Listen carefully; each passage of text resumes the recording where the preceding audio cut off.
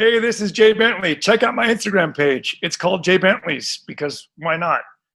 You're listening to The Vinyl Guide with Nate Goyer.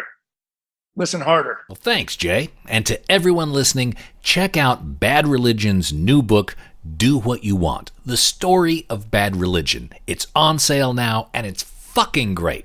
It's the story of Bad Religion, written by Bad Religion, and available in all the usual book spots this week. It's on Kindle, so you can be downloading and reading within moments.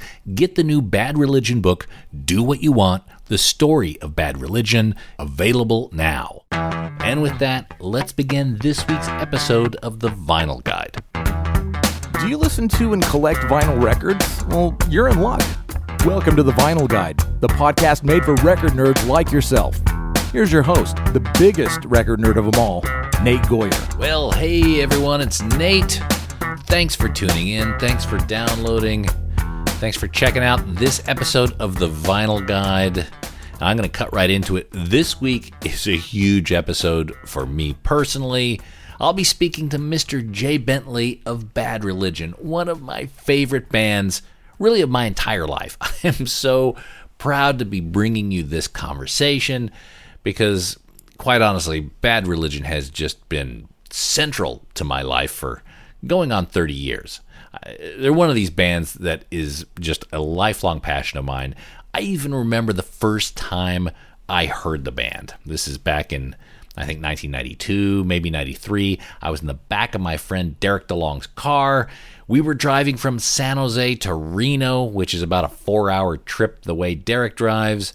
And he popped in probably a tape or a CD of Bad Religion Suffer. And this is my first exposure to the band, and I was absolutely blown away. I was a former heavy metal kid who was bored of the scene and what it had become, and at the time, Bad Religion was just exactly what I needed. I remember hearing that album half a dozen or more times that weekend, and as soon as we got back home, I was happy to discover that Bad Religion had several albums I could get into immediately, and I absolutely devoured those records. And quite honestly, the band they're one of these bands that just came to me at the right time. They helped me think in ways that I don't think I would have thought without their influence. Bad Religion's lyrics are very deep, very well considered, and the topics are well aligned with what's in my gut. And it's not an overstatement that Bad Religion just really helped me become the person I am today. They made music that made me proud to ask questions and curious for answers at a time when I was truly wandering in life. So from that point forward, I bought every Bad Religion album the week it came out, and that goes up to this very day. And the new album that they have, Age of Unreason, still brings the fire just like it did in the old days.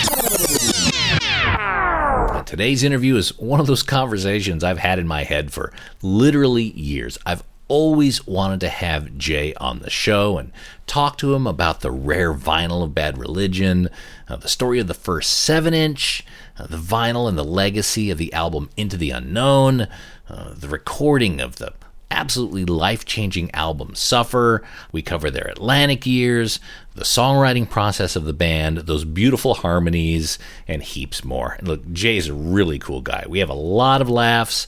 We go a little bit record nerdy on this one, but I'm sure that's what you guys enjoy as well. And what's even more special is that there is a new Bad Religion book out this week titled Do What You Want, The Story of Bad Religion. It's a history of the band. It's written by the band.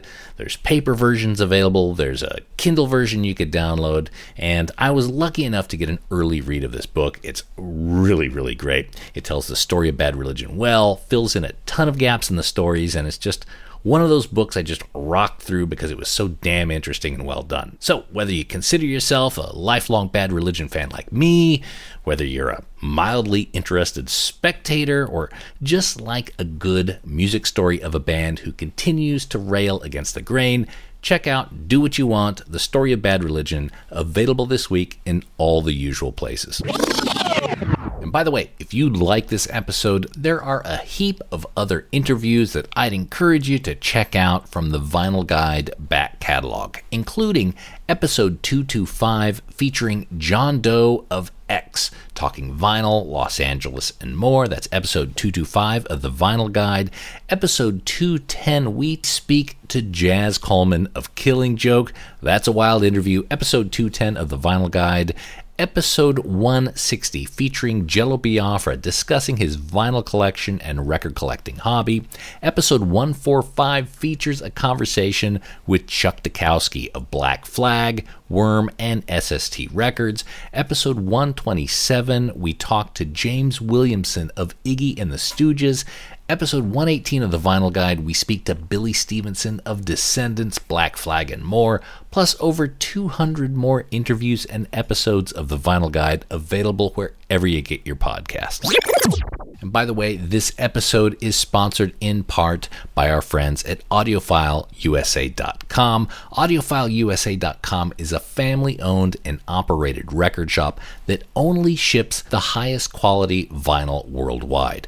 AudiofileUSA.com sells only excellent and near-mint vinyl records, and with over 42,000 vinyl titles in stock, you're sure to find a few of your holy grails up at AudiofileUSA.com, including rare Blue Notes, collectible punk records, whether you're into funk, gospel, opera, or reggae, whatever your taste, AudiofileUSA.com has them, and they could be delivered to you worldwide. That's AudiofileUSA.com. Go there now and find your holy grail. All right, the upfronts are done. Let's get straight into our interview with Mr. Jay Bentley of Bad Religion.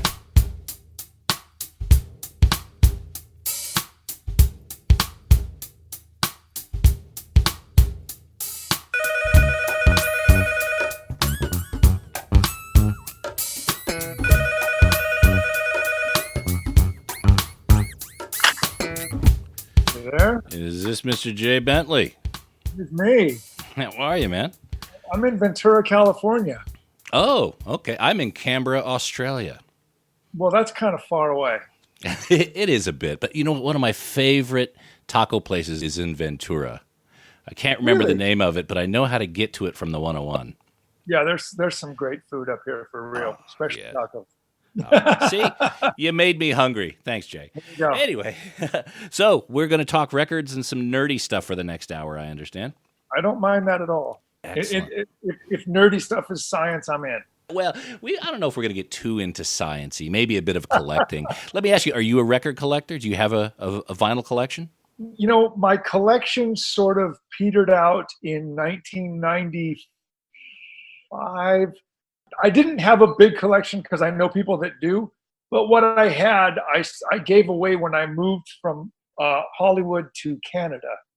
And I just thought, I don't want to drag these records around, and I sort of just gave them all away, unfortunately. Wow. Your friends sure were happy about that, I guess. It's sad to see you go, but happy to get your collection. You know, honestly, I think at the time they probably just looked at the boxes like they were just boat anchors, because like everything else that had to do with music, people started looking at vinyl albums as just like, why do I want this? It's, you know, like everything else in the analog world, even in the studios, you know, all the studios were switching over to digital and just basically throwing away all this great analog gear. There was a moment when everybody was stupid. Yeah, it was a foolish time.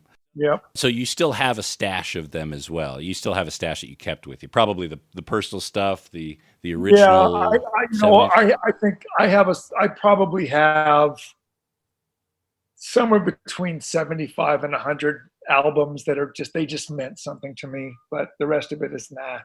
Yeah. Okay. Do you ever pull them out and play them, or are they just purely there for decoration?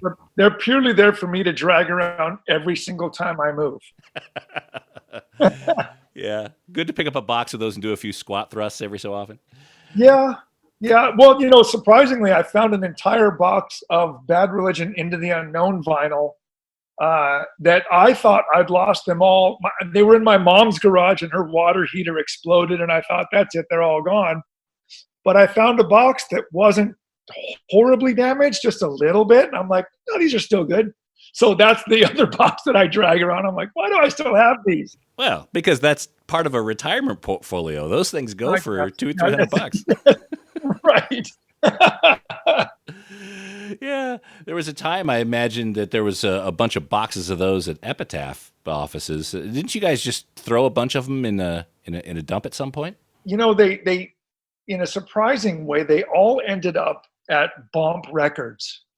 The boxes of them, the collection of actual vinyl was at Bomp, and Brett and I drove over there and took them. And I'm not joking. We put them in a pile and lit them all on fire. Yeah, it was just sort of a ceremonial thing, I guess, but it served its purpose. Yeah, like a Viking funeral.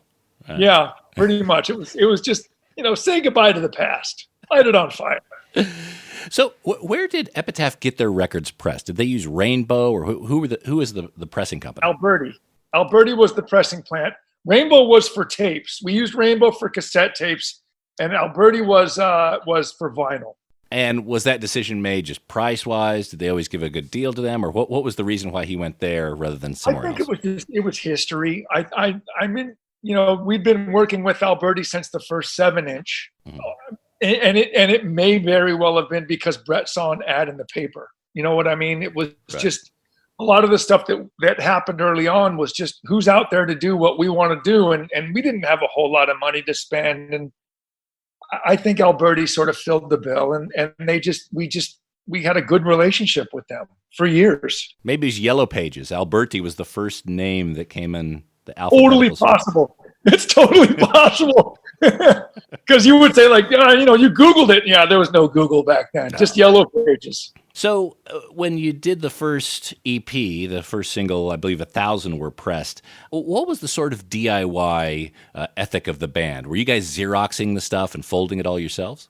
Well, we didn't Xerox anything. We knew enough to really print stuff.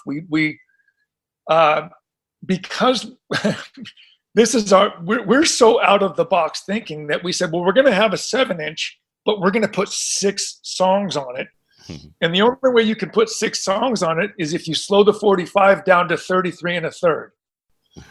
So at that point, we realized we were making a mini record. And so it's, of course, going to be a double gatefold opening. You're going to open this thing up, and there's going to be pictures and a lyric sheet that pops out of it. We were package oriented. Mm-hmm. And so, yes, we had it. We had the if you ever see one of these EPs, what you realize it's like a 14 by 14 sheet that was folded twice. And so if you open it all the way up, it's just white on the inside, but one side has all the printing on it. So we folded it over and then folded that in half and made like a gatefold album.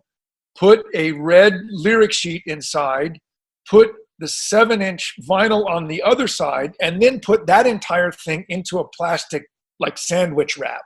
And we did all that sitting watching television because we got the parts and then assembled them ourselves. All right. So it was a little assembly line while you're watching the Rockford Files or whatever.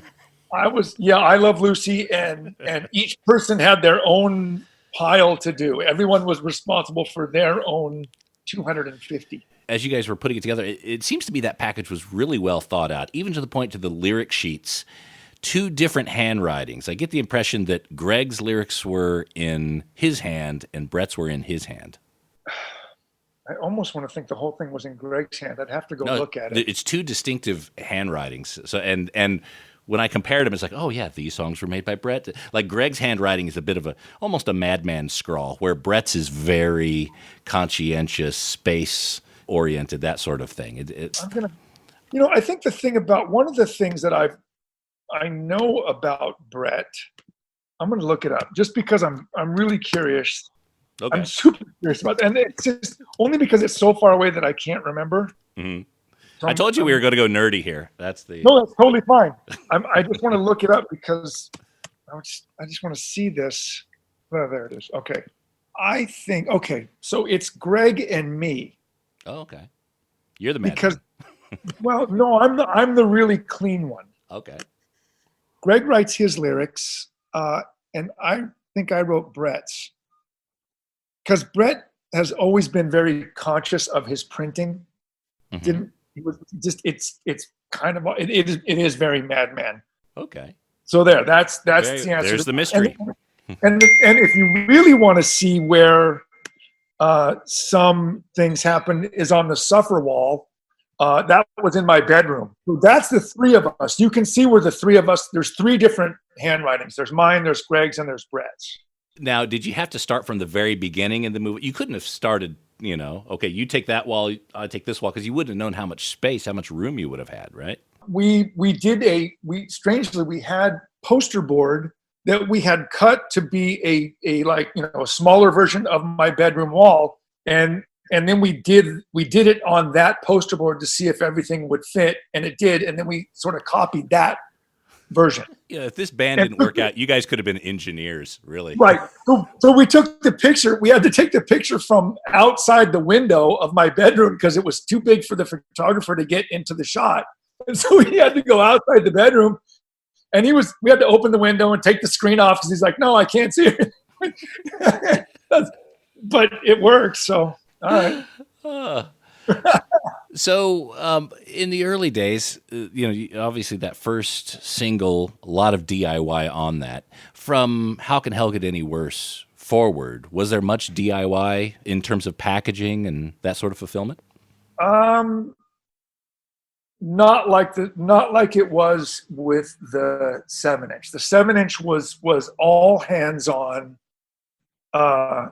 because it just was the way to save money.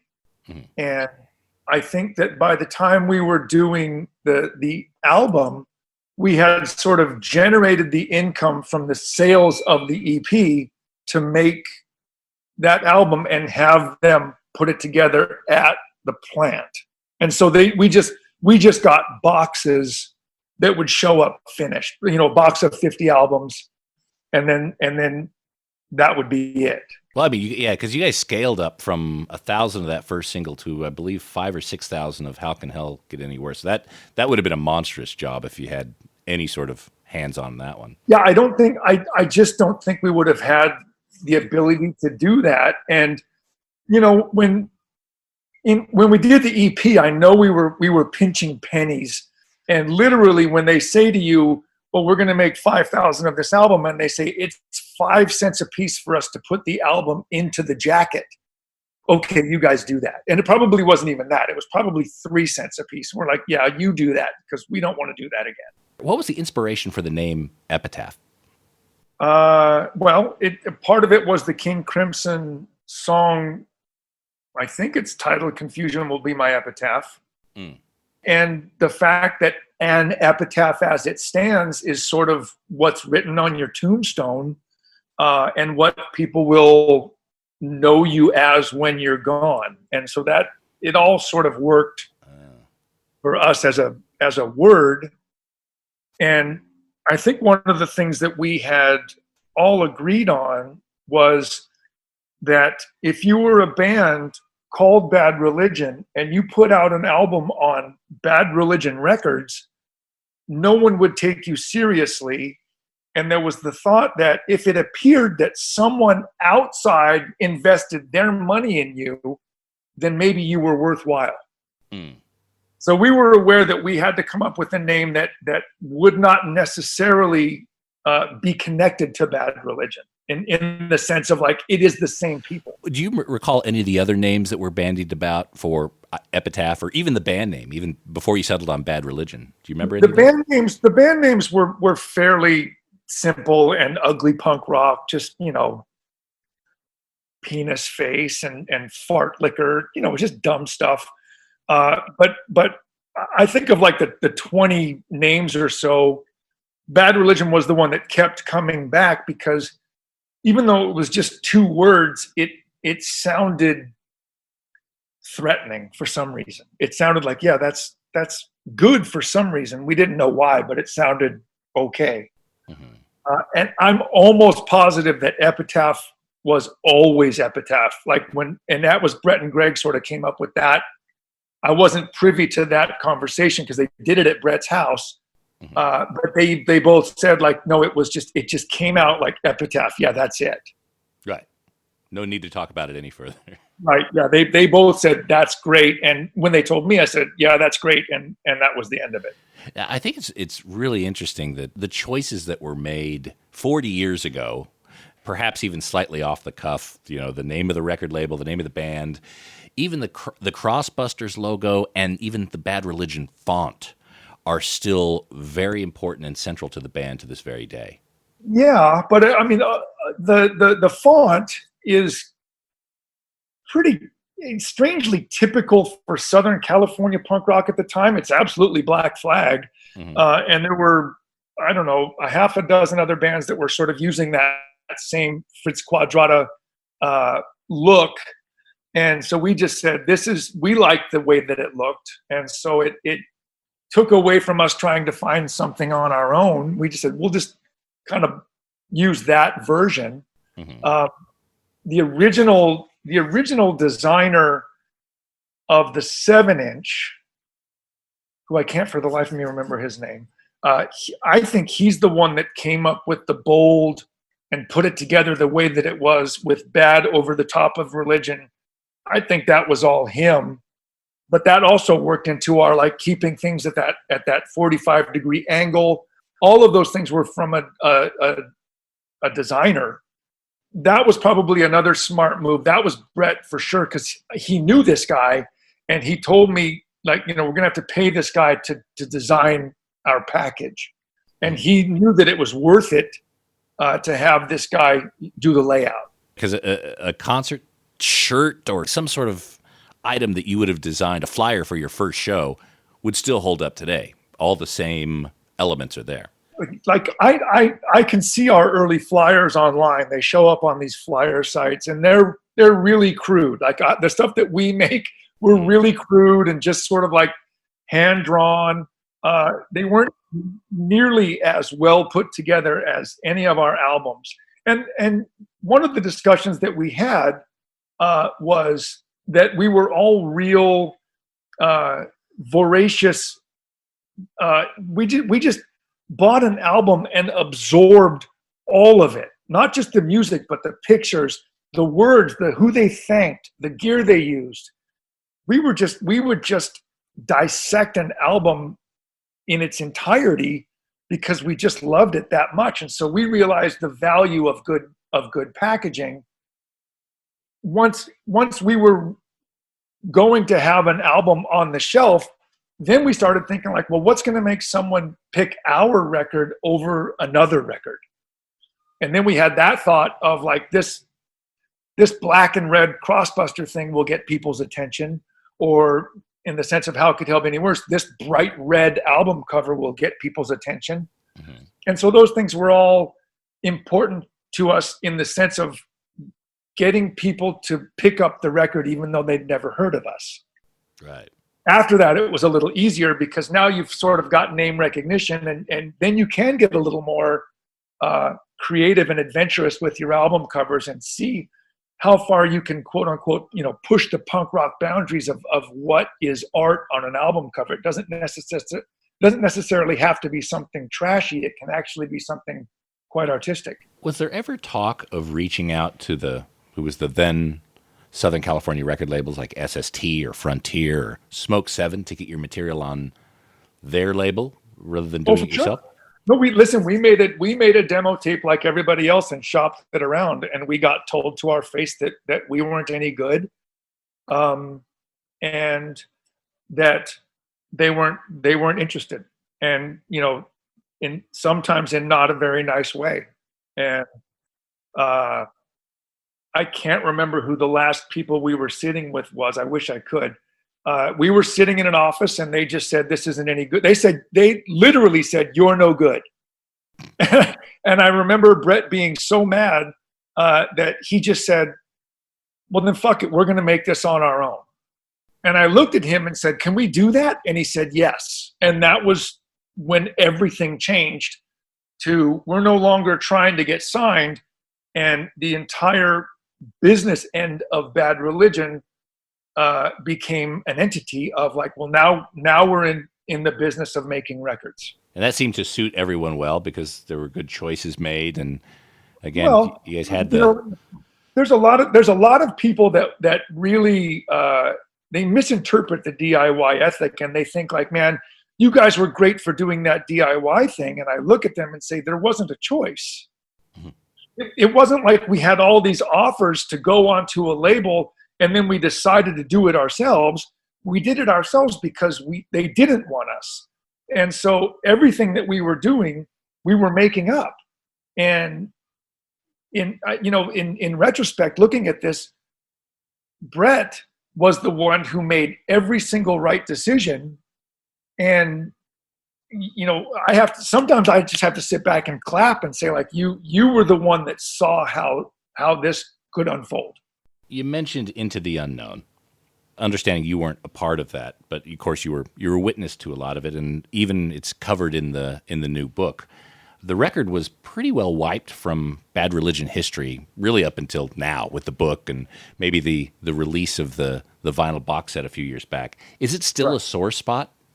No, not at all. I calling it a sore spot in the sense of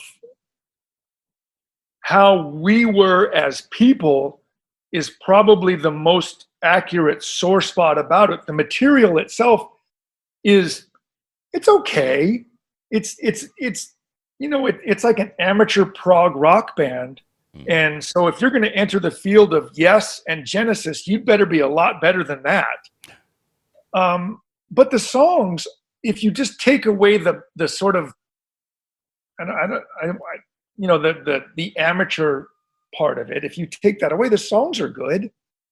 The intent was okay, but I think that personality-wise, there may have been a little bit of too much smug ideology that, like, well, we can do whatever we want because people like us. This was based on the success of How Could It Be Any Worse. Mm-hmm.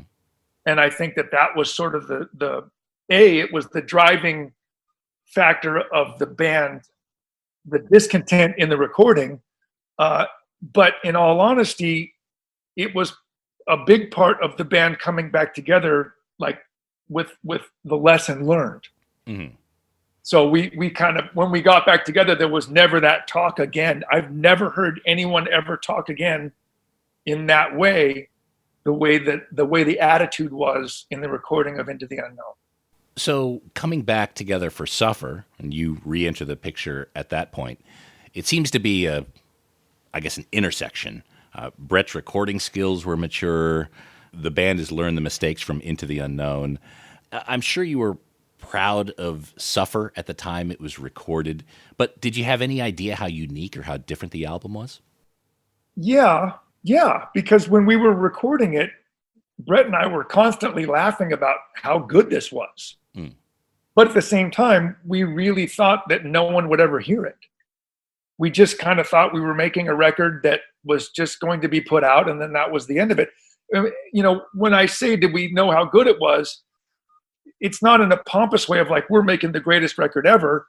We just knew that we were making something that we liked, and that we were making something that we hadn't really heard before. And it was the only way I can equate it is thinking of, like, you're a scientist and you enter the lab with the idea of discovering something, and then by mistake you discover penicillin. And you're like, well, that was a great moment. It's like, it didn't mean to happen, but it happened.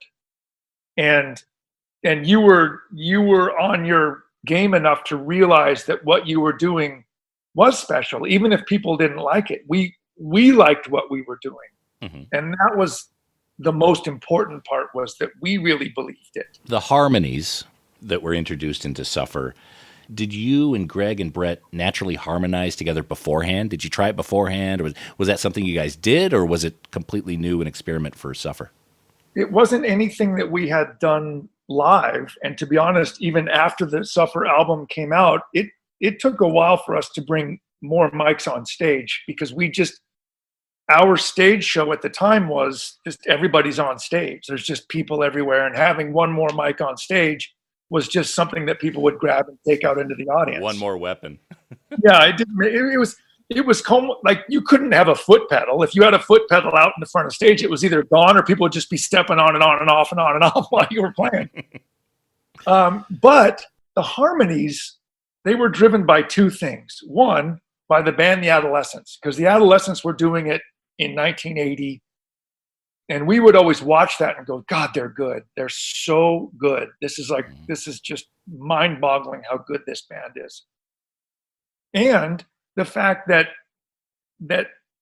between Brett, Greg, and myself, we like bands like Elvis Costello, and Brett and I are like we're fans of pop music, and Greg likes Todd Rundgren, and all of those songs and bands, and they have really lush harmonies.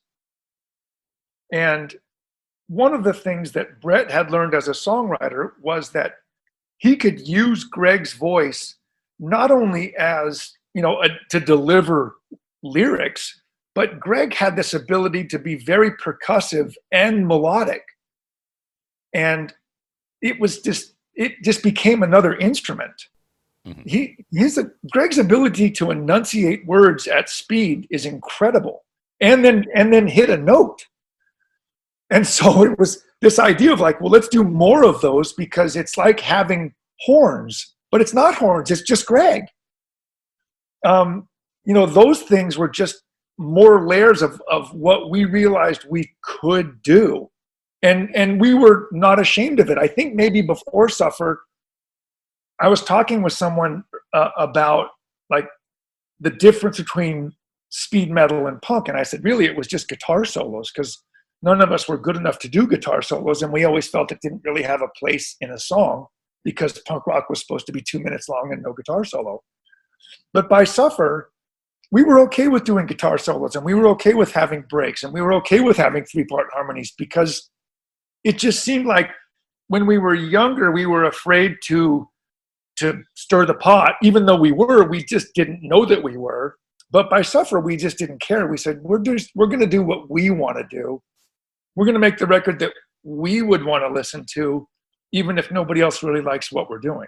And that seems to be the key decision that really shifted the band from the early days into this, what became, I don't want to say a machine, but it became some sort of force. Once you started following that North Star, that was the aha moment. Yeah, it's. I guess it is not a machine, but it's I'm trying to think of something that's alive. Like, I don't know, maybe a great white shark that all of a sudden realizes what it is. It's like a 14-year-old going like, I'm big and have teeth. and so after Suffer, we went on the Suffer tour, and for all intents and purposes, that tour bombed. We were playing in front of 8 people most of the time. And we got back from that tour and just kind of thought, well, nobody really likes what we're doing. And we didn't really know what to make of our future. But by the end of that year, Maximum Rock and Roll and Flipside had announced that Suffer was the album of the year. And there was much more, there seemed to be much more critical acclaim to the music than there was physical people liking what we did. Mm.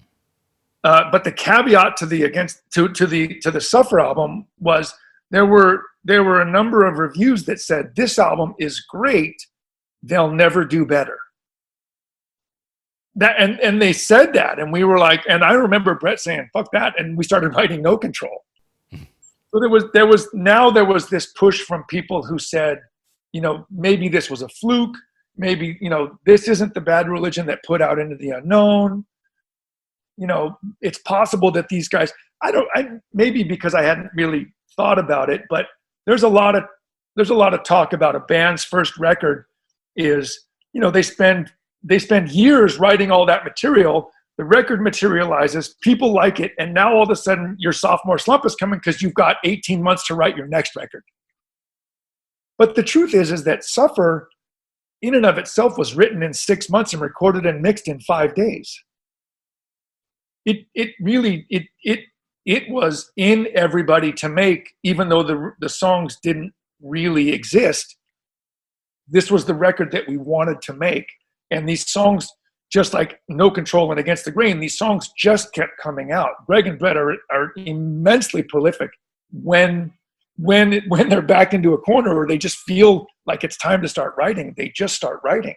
So it's something that's triggered perhaps by the pressure of a date or a deadline. Is that a motivator? Is that a tool in the creative belt of those guys? Brett says that. Brett says that he works better when he has a deadline on the horizon. He works better. We didn't have a deadline with Suffer because we didn't have anything to do. I mean, we're making a record that's going to be on our own label that is going to be recorded at Brett's studio. I mean, we don't have anything. What do we care? Mm-hmm.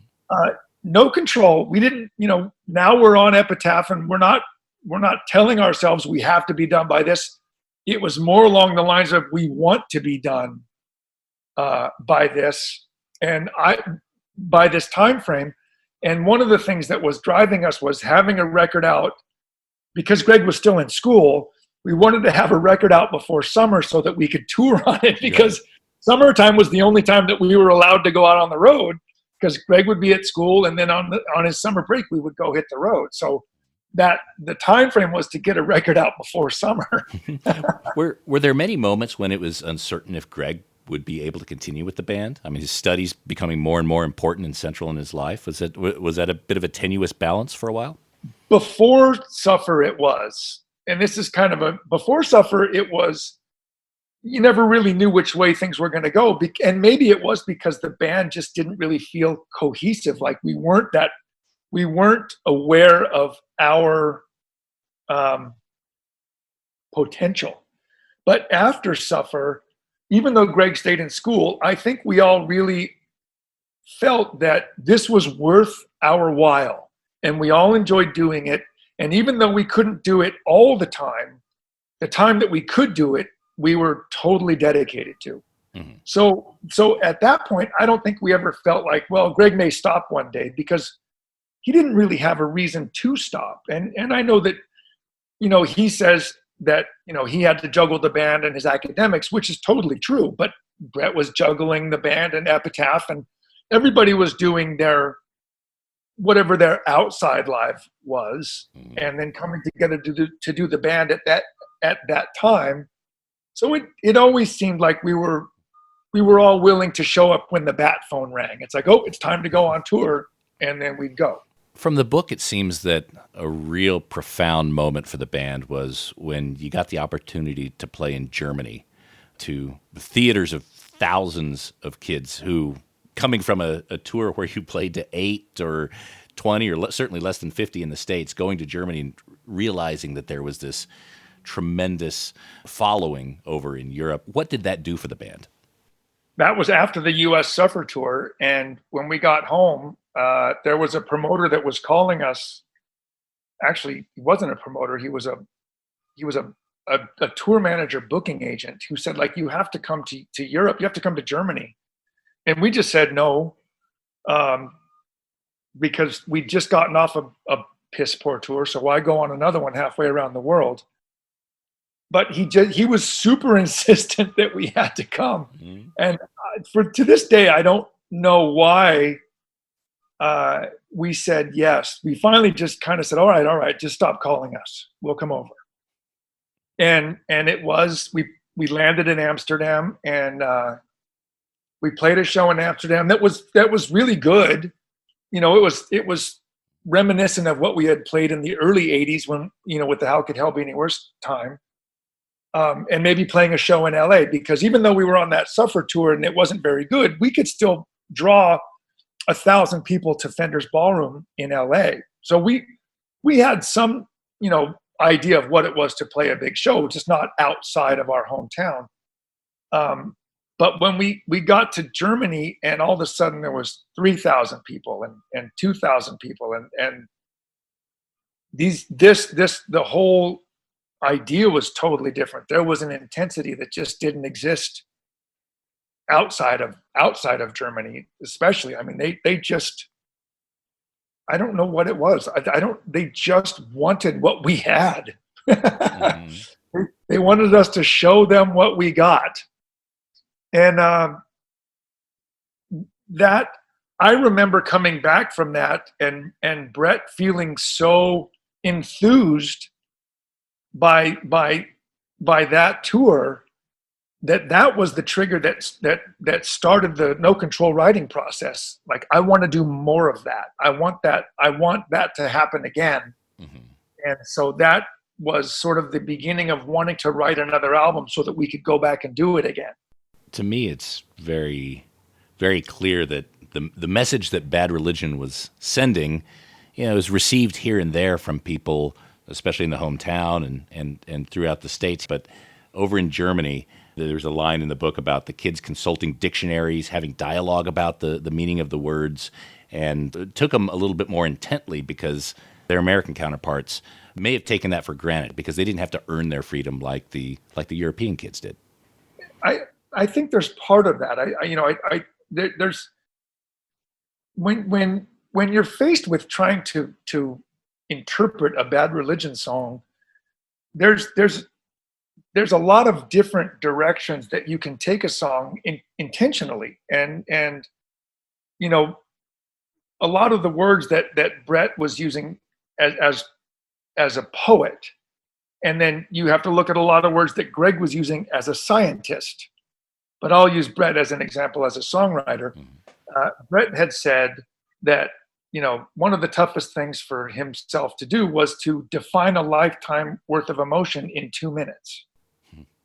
And so using certain words gave him an opportunity to sort of have many different meanings to what a specific line was. And all of those meanings were correct. And until they culminated at the end of the song, which was usually the point where the song sort of just said, and it ends here. But one of the things that Greg had said was, we never really say or direct people towards an emotion. If you really want to know the truth, most of our songs end in a question mark. And I think that may have been the part that the German people, spending all that time dissecting these songs, would come to the conclusion that we're an American band talking about America, and in a way, this is for Suffer intentionally, talking about America in a way that, we realize that we're portrayed as the land of milk and honey, but here's kind of the dark side of it all, but without being, just too, pardon my expression, we didn't want to be too fuck the cops. Mm-hmm. Because that's just such an easy way out. There has to be some more meaning in this. There has to be a better way to say, it's not as great as you may perceive. When Greg writes a song, Brett brings a song to the band, is it pretty much fully formed, or are there still bits of it musically or lyrically that the band kind of works out together? I would say that probably since Stranger Than Fiction, Greg's songs come a little more complete than Brett's. Brett's are always a little more open to interpretation, and Greg's are pretty much, this is what I hear in my head. And that works well for the band. It's the dynamic that we have in the studio. There are times when maybe on one of Greg's songs, depending on who's on the drums, they may say, what about this part? And, we've had this discussion that we'll use Brooks Wackerman as an example. Brooks will always be a better drummer than Greg will be a drum programmer. Mm-hmm. And so what Greg can hear in his head and sort of do with his fingers, Brooks may be able to do something that you could never comprehend, because he just wakes up and lives, breathes, and eats drums. Mm-hmm. And so that was always open for someone to say, what about this? And that's with anybody. So yeah, Greg's come a little more formed and he doesn't necessarily worry about it, where Brett's come a little less formed, but Brett will spend a lot more time behind the board saying, do it again, try it this way. And, maybe you'll take 20 takes of something because he's the kind of shopper that says, can I help you? I'll know it when I see it. Yeah. He leaves room for the happy accidents too. Correct. Yes. Right. Now with the Atlantic period, 3 albums, you guys were working with producers like Rico Kasich, Todd Rundgren, after being largely self-produced all those years. What did you learn from those guys, those experiences, and what did you take into the next phase of your career afterward? I learned that we're pretty good on our own. That's what I learned. I learned that we weren't wrong in what we were doing. And in all honesty, when we were working with Andy on Stranger Than Fiction, I think what I saw most was Brett sort of, Brett had to take a step back from the producer engineer role because that was his role historically. But learning beyond what he knew was only going to come from watching people that knew more than he did. And I think one of the things that I had hoped for was a producer to come in and not necessarily only be critical, but have ideas. And Andy would have a notepad. And so you'd go in and work on your part, and Andy would come out and basically hand you a speeding ticket that had all of the things that you had done wrong. And so you had to fix those. And Todd was sort of nonplussed by the whole thing. He just didn't care. He just, I'd do a pass and he'd go, "Did you play all the notes you wanted to play?" And yeah. He's all, "Okay, next." But Todd worked really well with Brian because unbeknownst to me, Todd is a phenomenal guitar player, and so is Rico Kasich. They worked with Brian in ways that were like getting him to do really textural guitar stuff that maybe Brian wouldn't have thought of, and they go, "Oh, try this and do this or play this note." And that was really interesting to watch. So I think that in many other facets of doing Bad Religion all the years, as we find out that we weren't wrong, we didn't necessarily know all of the tricks of the trade, but we were on the right path. Do you feel that the Atlantic years ultimately were a benefit for the band, or do you think maybe in some ways it slowed the momentum down?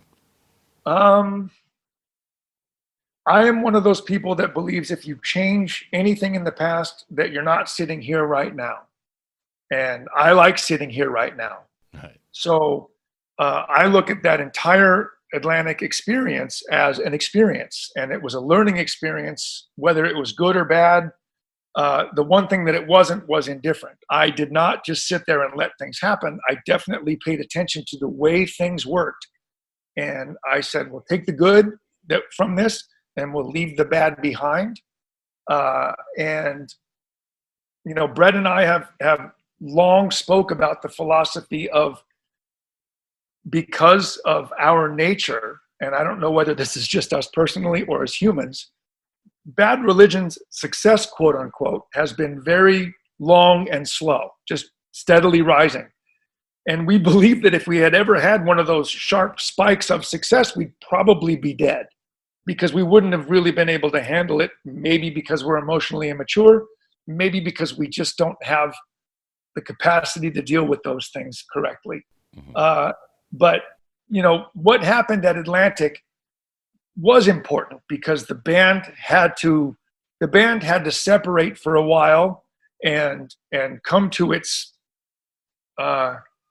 its maturity in the individuals, and accept what we all needed as people, because, all of us need space. And when you're in a popular band and you're spending 200 days out on the road, there is no space. There's just work. And I think that 6 years on Atlantic was the space that Brett needed to sort of realize where he wanted to fit into the band. And it's also the space that we needed to get to the point where we were all comfortable being the band that we are right now. By 2001, we had all said, this is the band that we want to be. And we've been that band since 2001. In the Bad Religion tapes, I'm assuming there's some sort of Bad Religion archive that someone keeps. Are there many outtakes? Do you over-record albums and then pitch tracks that don't seem to fit? Yeah, not a lot. Historically, honestly, I think up until Stranger Than Fiction, if it was written, it went on the record. Mm-hmm. We didn't really have we didn't have an outtake pile. If it was written and it was finished, it went on the record. Yeah, it wasn't until Stranger Than Fiction that some of the songs were just like, nah, that's not really going to make it. And maybe Andy had a part in that as well. And obviously, you're on a major label and A&R people would, that's not a really great song. So now you've got other people, other chefs in the kitchen. Mm-hmm. And yeah, it's, in my mind, songs that end up, in an outtake pile just weren't good enough to really make it. I would be surprised that's not true. I shouldn't say that, because a song like News from the Front that ended up as a Japanese CD on Stranger Than Fiction, the reason News from the Front got bounced off the album was because Brett wanted to put the new version of Digital Boy on it, which wasn't the wrong choice, but I didn't think News from the Front should be cut for it because I thought that was a good song. Right. It just was like one of those, like the album is too long, songs need to be cut, and Brett, because Brett can put one of his songs in, and he can also take one of his songs out. And he said, well, it's my choice to make, which was true. Does the band spend a lot of time considering the song sequences? Yes. Okay. Yes, but I don't, in the now streaming world, I don't necessarily know if that's going to be as important as it used to be. Has that changed? Like, was it less so with Suffer, but more so with Stranger Than Fiction? No, it was imperative when we made Suffer. We agonized over that sequence, and have every record since. We still do, but knowing what we know about the way people consume music, it's people aren't necessarily getting albums anymore. They're just getting songs. They create playlists with one song on it that they might like, or fans of the band still like it, so there's still a reason to do it. But when you start looking at the big picture of what are you spending time doing, I don't think we'll ever not sequence albums because we like it, and we still listen to albums in their entirety. It may be a useless endeavor in the future. Are all the Bad Religion tapes accounted for? Is there anything missing? There is one 24 track of one 24 track on the second side of Into the Unknown that we can't find. Okay. And that's it. Everything else, it's a funny story, was stuff was in the West Beach cold box for years. And my dentist, who was an avid collector, sent me this eBay sale of it wasn't the 24 track, it was the mastered quarter inch of the second side of How It Could Hell Be Any Worse, which I didn't know wasn't available. And he sent it to me, and I sent it to Brett, and I said, look at this, and Brett bought it.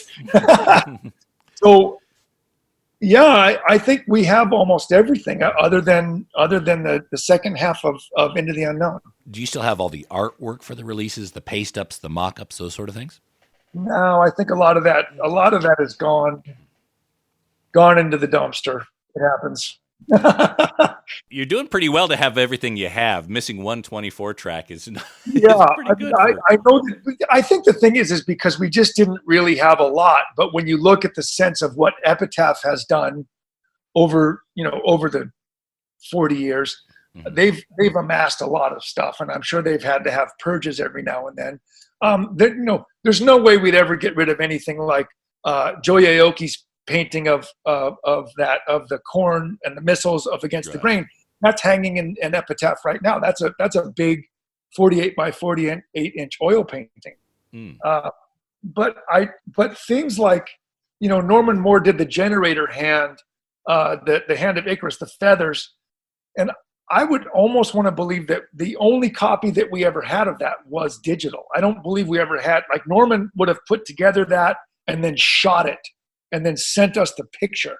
And I don't think we would have ever had all the layout. So, by the time everything just moved to digital, you just start realizing you're just not going to have all that stuff anymore. Right. Now, punk has become very highly collectible. We always talk first pressings and things here on the show, but flyers, everything like that. When you see some of the records go for $500, $1,000 or more, what's your reaction? I think that's okay. I mean, I'm not shocked by it. It's just, it's a people that have money go like, oh, I want that, and there's only 500 of them, and it's like, all right, I'll. When that Misfits thing went for $12,000. Yeah, I was a little shocked by that. I was like, wow, that's a lot. Okay, but you look at what guitars are going for, or what certain things that are there just not that many of them, and you get a couple people saying, well, I want it. They're willing to spend a lot of money for it. Okay, it sometimes it makes you kick yourself in the butt for the things that you had that you gave away or just let go. Or lit on fire. Sure, or lit on fire. But, I never worry about stuff like that. I never think like, oh, I had that, I should have had that. That's just that's all fun to me. And I don't spend too much time worrying about those. I know that when I, in about 1984 or 5, I was out of the band and I was totally broken. I may have been living in my truck, and I had one of the things that I had to my possession was I had about 15 of those 7-inches. And so to my best friends, I gave them these. I gave one 7-inch to each of my not all 15. I think I gave away like 8, but I gave them as Christmas presents. And they looked at me like I was the biggest asshole because I was giving them something that I had for free from my own band. And I had to say, no, I know this is worth some money. Just go take it to the record store and sell it. You'll get like $100. And this was back then, because I knew that we'd only made so few of them. And even early on, the 7-inch had a first pressing that we had a problem with the mastering.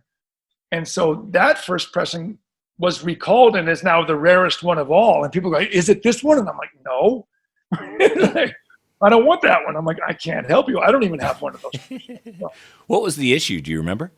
Yeah, the snare drum was too loud. So when you put the needle down, as soon as the first snare drum hit, the needle would pop off the record.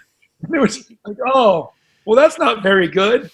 Okay. So people are clamoring for a copy of a record they can't play anyway. You can't play it. You could just have it, but you can't play it. The vinyl box set that Bad Religion put out, I think about 10 years ago, it's now $1,200 or more. It's pretty insane. It was designed to hold all the then current albums plus room for about 5 or 6 more. Do you remember the discussion around that? Yeah. That we would still be making more records, and we better leave room for more, because what are people going to do? Yeah, that's that. I think the big discussion about the box set was whether or not to include Into the Unknown. But we were all unanimous on it. It's like there's no way you can have a complete box set if you ignore it. That will be bigger news than if you put it in. But if everyone was unanimous on it, what was the argument to keep it out?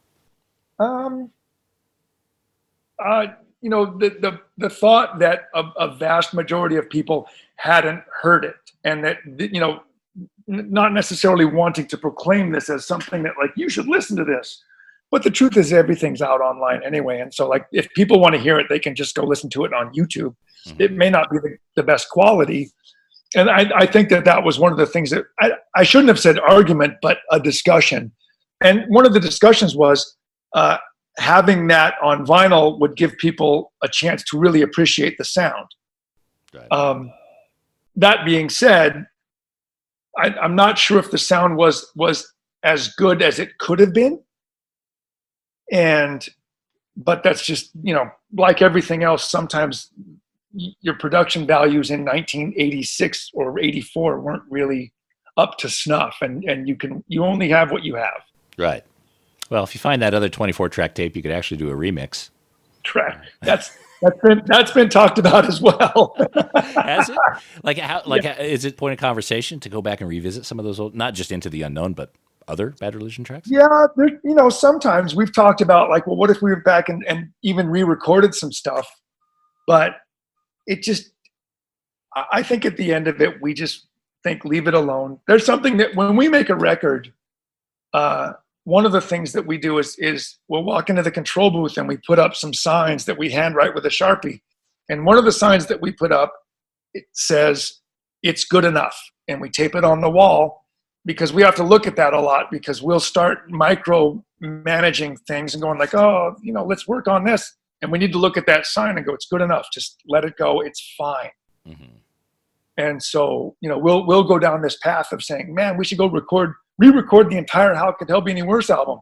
And no, let's not do that, because no.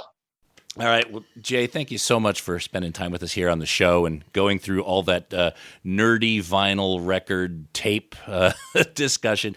I got to tell you, Bad Religion is one of the bands that I have absolutely adored for decades now. And it's one of just a handful of artists that I think have really made me the person that I am. The content, the perspective, the dialogue, especially coming into a particular time in my youth, while my formative years, really helped shape me to be the person that I am. It's been an absolute pleasure to speak with you. And I do want to encourage folks to check out, obviously, the whole Bad Religion catalog, the new album, Age of Unreason, but also the book, Do What You Want. It's out. Go get a copy. Try to buy it from a local record shop or a local bookstore if you can. Otherwise, you can grab the Kindle version from the youknowwhat.com website. Again, Jay, thank you so much, and Godspeed on the next 40 years. Yeah, thank you, Nate. We might make it. I think we can do it. I certainly hope so. When you start a band when you're 15, you have this incredible longevity. Yeah, absolutely. You could be, you could double this and still have some time. Thanks, Nate. All right, cheerio.